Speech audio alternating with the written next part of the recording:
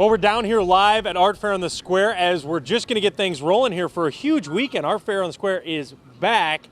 Of course, a front is coming in right now. All right, but with me now, I want to bring in Marnie with Momoka, and you're the Director of Communications. First off, how's it feel to just come back to the Square? Because we didn't even have an Art Fair last year. We did not. We had a virtual fair, and this is just really exciting. The staff is just really jazzed. We're going to have 400 artists come in from all over the country, all kinds of different artwork that people can purchase and shop for. So it's going to be a really, really great weekend. And the weather's supposed to be good. It is. It's a little bit tough right now, but Yeah. so things are going to improve. For someone that hasn't come down here, we've had the year off. What is it going to offer to people with kids or families? We have a kids area where people can come, and it's going to be outdoors this year. So they can do all kinds of craft projects and draw and build little things, and there's a variety of things. And people can go on our website and check out what exactly is being offered.